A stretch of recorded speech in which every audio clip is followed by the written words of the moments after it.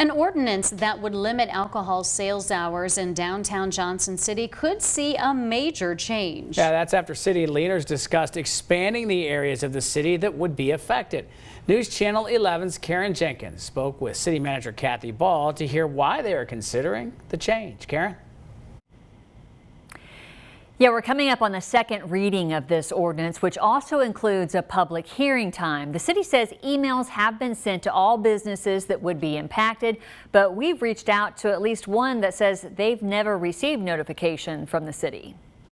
In an email sent Friday after 5, Johnson City leaders announced their plan to expand the regulation of alcohol sales.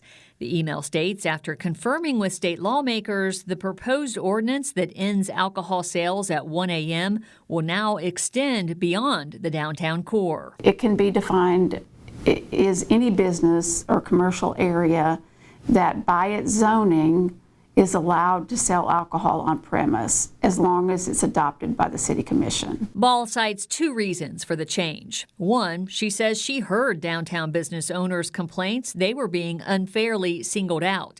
And two, there is a fear the initial reason for the change, crimes committed after 1 a.m., would migrate wherever alcohol was being sold.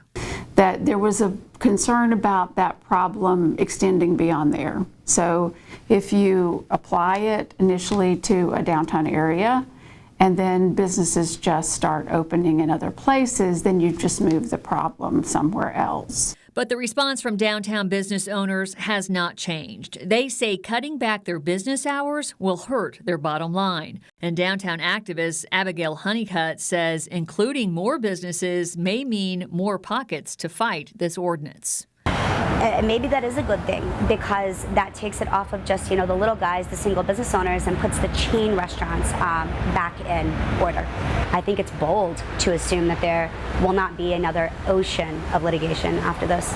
Honeycutt also says she wonders about the unintended consequences of cutting off sales and the new dangers that may come. They're not going to not drink.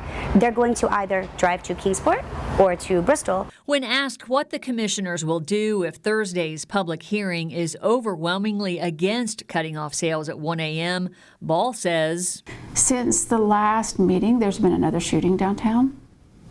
And so I think that they would they would take into consideration everything they have in front of them to make that decision.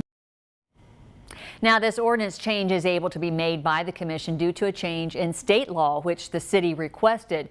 The alcohol sales time could have also been changed by a citywide referendum in which citizens would have had a vote. Ball says the reason they didn't go that route was due to the expense of having a referendum.